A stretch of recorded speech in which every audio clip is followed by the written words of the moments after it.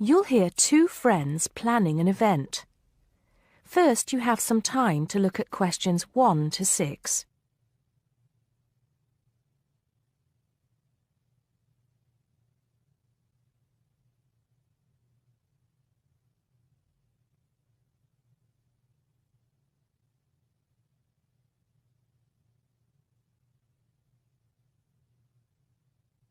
Now we shall begin. You should answer the questions as you listen because you will not hear the recording a second time. Listen carefully and answer questions 1 to 6. Hello, Joan. I'm glad you could come. Hello, Peter. What's up? Is something the matter? No, everything's fine. It sounded urgent on the phone. Did it? It's just that I've had this idea and I wanted to see how soon we could get it off the ground. Well, don't keep me in suspense. You know they're planning to close down the local clinic. It was in the newspaper yesterday, but most people have actually known for some time. Well, I thought we should do something about it. What did you have in mind? I thought we could organise a charity event and donate the money to the clinic. I know it doesn't sound like much, but it will show the local council how we feel and that we mean business. That'll take quite a lot of organising. Why don't we just hold a protest outside the town hall? A protest would take just as much organisation as an event like this.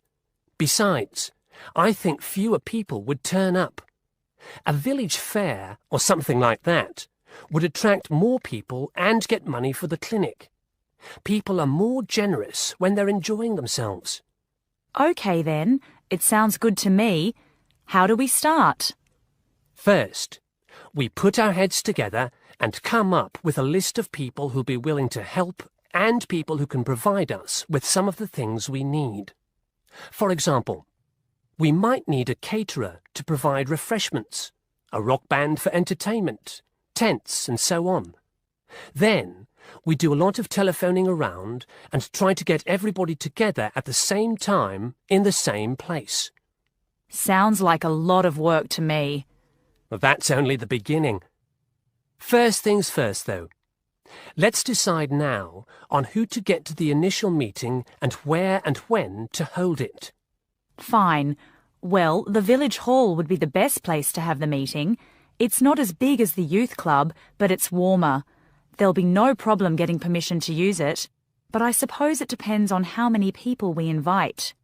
We don't want too many, otherwise the meeting will go on too long and nothing will get decided. But the village hall is a good idea. It's more official than having it in someone's living room. How many? 6 or 8 people to start with?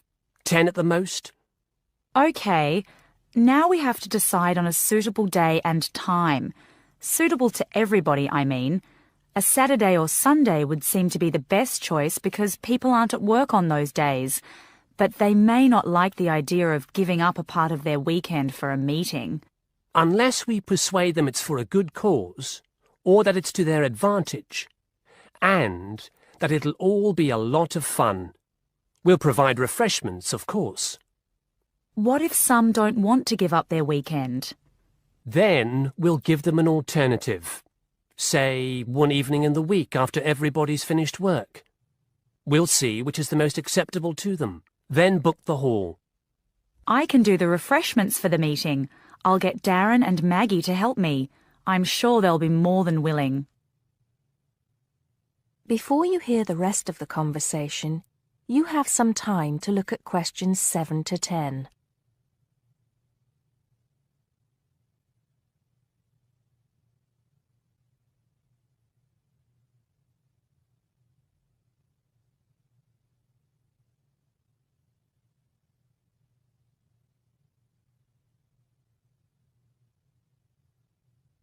Now listen and answer questions 7 to 10. So, what's next on the agenda? A list of who we want at the meeting. Yes, of course. Obviously, we want someone from the clinic. I think Dr. Perkins would be best. He can tell us exactly what the financial situation is there. You know, how much money it takes to keep the place running, and how important it is for the community to have the clinic. The vicar too. He can rally lots of support. And Mr. Sims, our Member of Parliament. He is very busy, but I think I can persuade him to come, or get his wife to persuade him to come. I see her quite a lot socially. That's great. 2 other people I have in mind are Freddie Smith. The journalist? Yes. Well, he's the editor of the local paper now, and might be useful. He might let us advertise for free, and he'll know how to go about getting leaflets and posters printed. That's another thing. We'll need volunteers to put leaflets through people's doors and stick up posters all over the place. We can decide that at the meeting. What about the other person? What other person? You said you had 2 people in mind, Freddie Smith and... Oh, yes, Mr. Gates. Mr. Gates. Do I know him? You must do. He owns Greatfields Farm. We need a large area to hold the fete. Right. So how many have we got then? 7 or 8? There's Dr. Perkins, Mr. Sims, that journalist... Freddie Smith, you mean? Yes, him. And the vicar and Mr. Gates, the farmer. That's only 5. There's you and me. That's 7. That will do for now. Let's start making phone calls. That is the end of part 1. You now have half a minute to check your answers.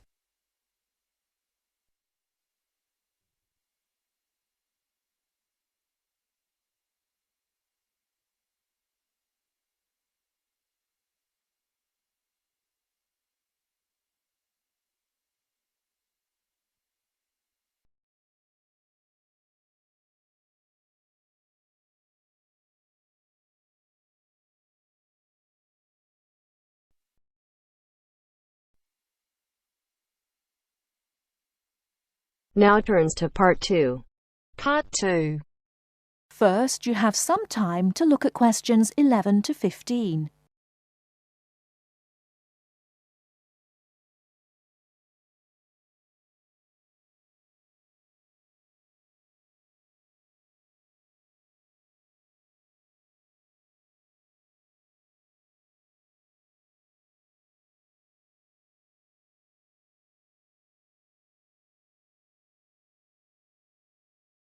Now, listen carefully and answer questions 11 to 15.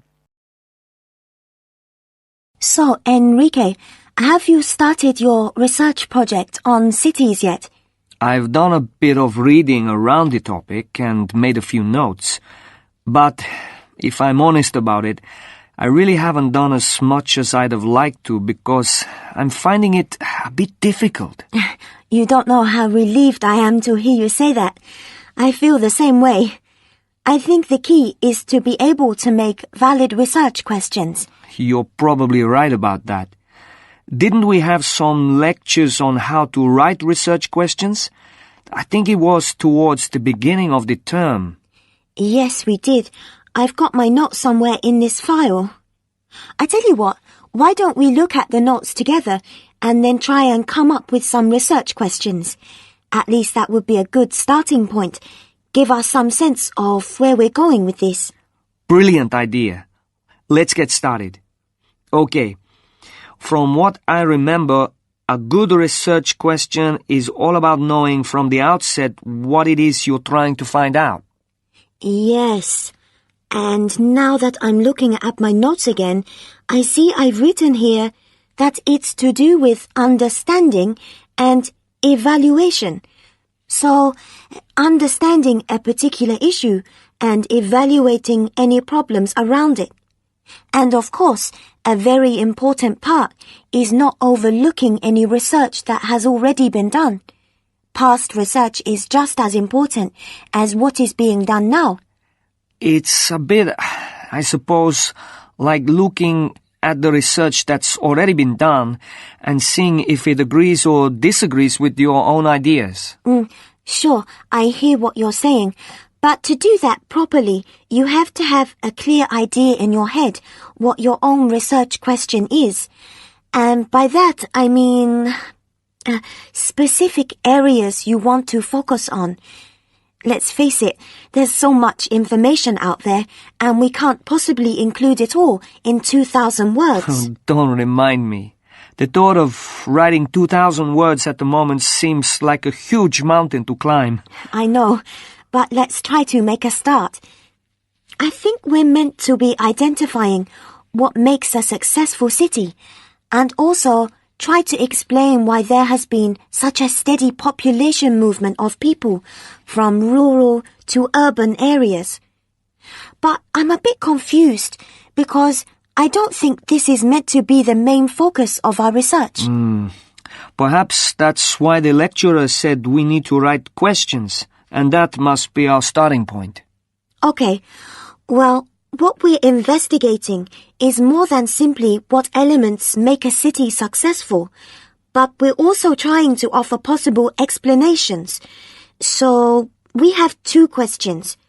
Why do people want to move to cities? And why do people choose to live in them?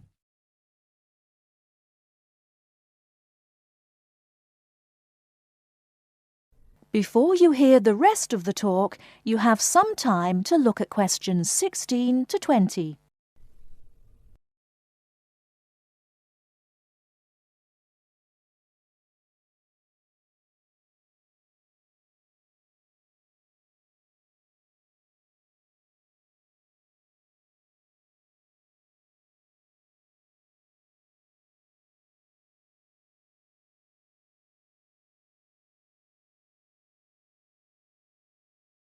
Now listen and answer questions 16 to 20. Okay then. I think the first issue concerning successful cities must be the economy.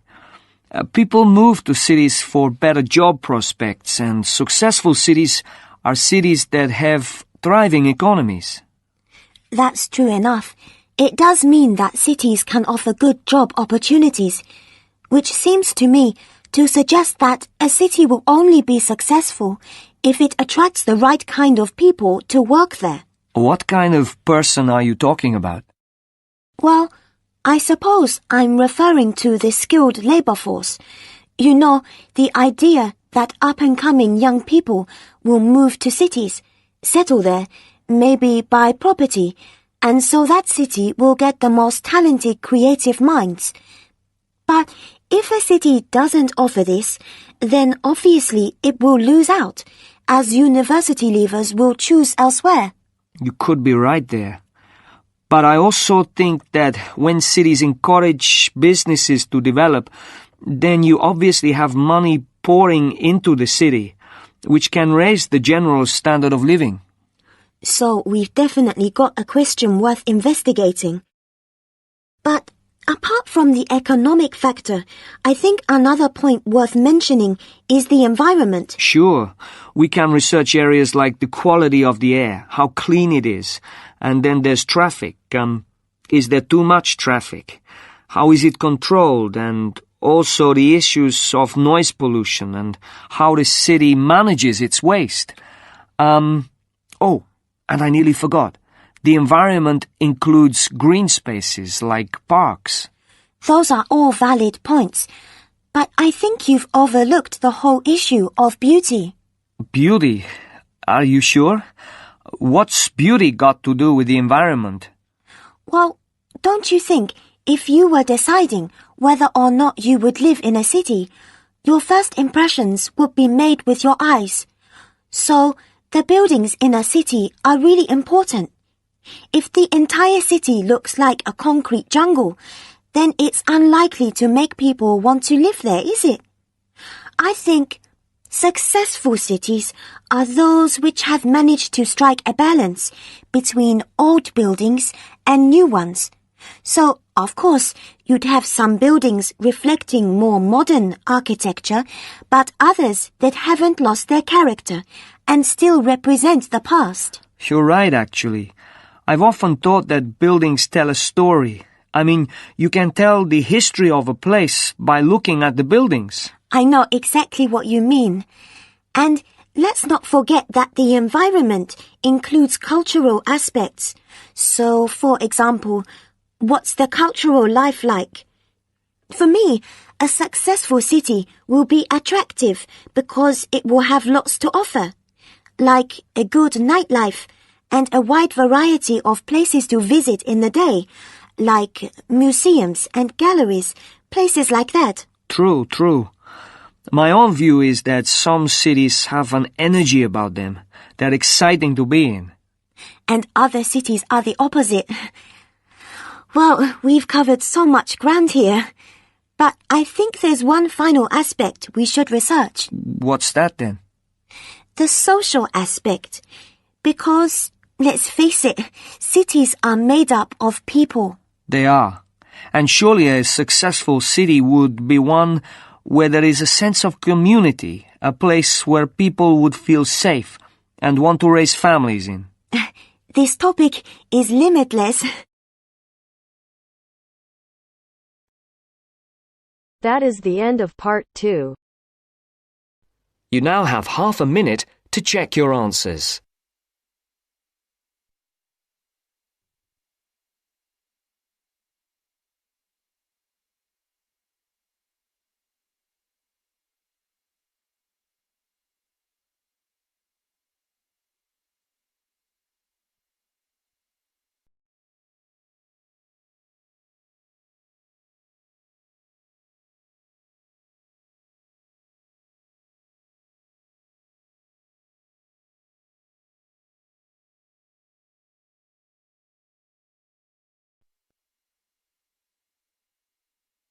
Now turns to part 3. Part 3. You'll hear a lecturer talking to students about America in the 1960s. You have some time to look at questions 21 to 26.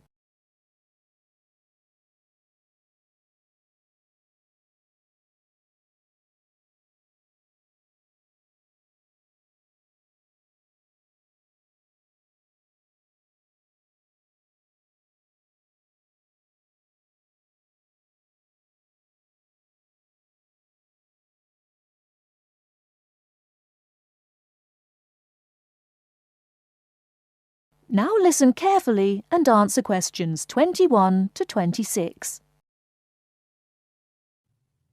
We begin our examination of America in the 1960s with the usual caution. There is no sense in trying to understand any decade without looking at what came before. Those of you who still have outstanding coursework on the 1950s would do well to complete it now, if for no other reason than it will help make sense of the next series of lectures. But we must press on, and I'd like to begin my talk about the 60s with a reference to one of those things that came before, the post-war baby boom. With the end of the Second World War in 1945, there began in the USA an era of perceived prosperity and security. In short, people started to feel that the world was a much better and safer place to bring up children. So, at the start of the 60s, all those children born in the baby boom, 70 million in the US alone, were teenagers. As the 60s progressed, and as this large number of people approached adulthood, there was a noticeable shift in the balance of power, and young people began to have a voice in ways that were not considered possible in the more conservative atmosphere of the preceding decade. Things were moving forward at a rapid pace. The literature of the time brought out all the taboos. Everything was covered, such as race in, for example, the book To Kill a Mockingbird. The role of women changed, and equality for women, well, let's just say that once certain books were published, women were no longer going to be satisfied with their roles as devoted wives and mothers. Through literature alone, the whole fabric of society was challenged, and by the end of the 60s, things would never again be as they had pretty much been for the preceding 40 years. It was a decade of protest, civil rights protests, feminism, the rights of minorities, the Vietnam War. All these causes led to peaceful and not so peaceful protests on college campuses and elsewhere. People had been given freedom of speech and they were going to use it. The crime rate rose to 9 times what it was in the 50s, as respect for the old order faded away. But it was also a time of great development. In medicine, the 60s saw the first heart transplant. In technology and the space race, where we saw the first American in orbit and lasers being invented at the start of the decade, and the first man on the moon, and the first primitive internet at the end. Before you hear the rest of the talk, you have some time to look at questions 27 to 30.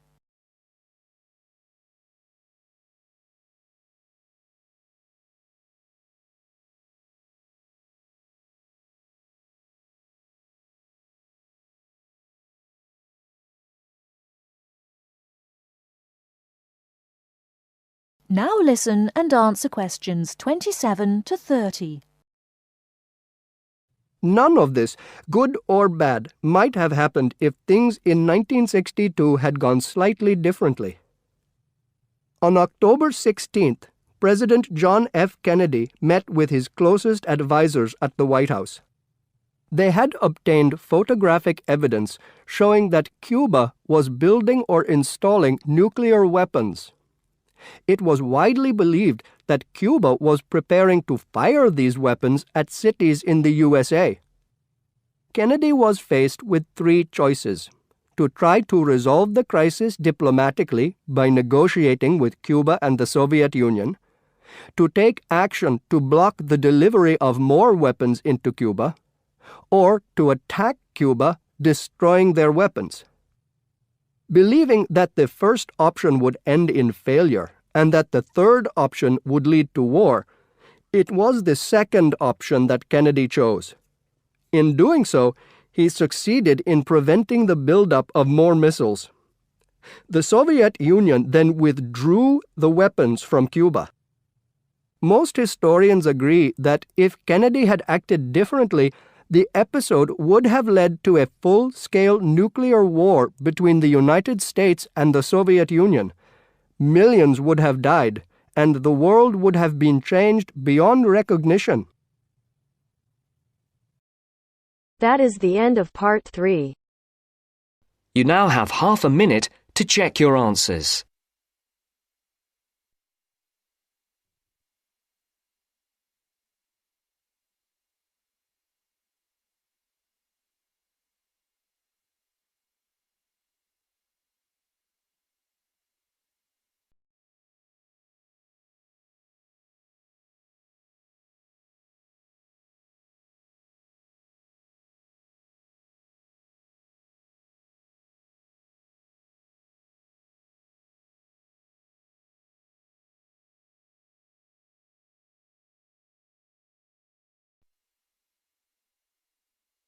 Now Part turns to 4. part 4. You will hear part of a lecture about the school calendar. Listen carefully and answer questions 31 to 40. First, you have some time to look at questions 31 to 40.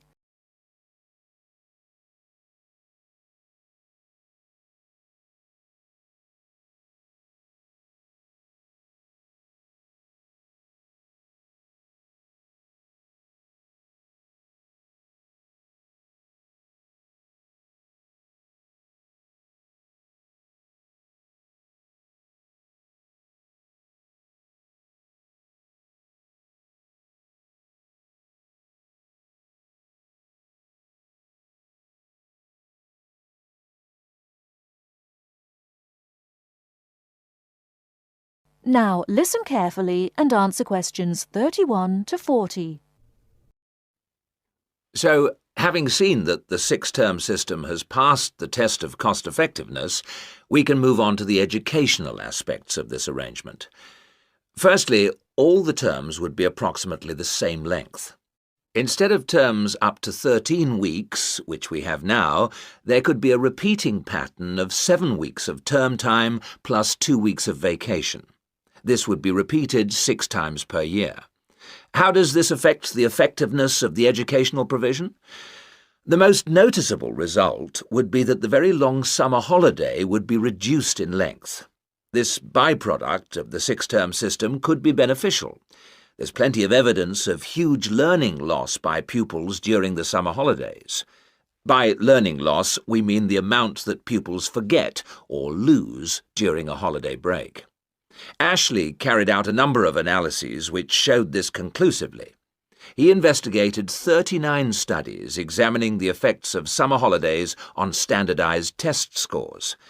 His analyses indicated that summer learning loss equaled 2 weeks to 7 weeks of instruction. On average, children's test scores were 3 weeks lower than when they left school in the previous term.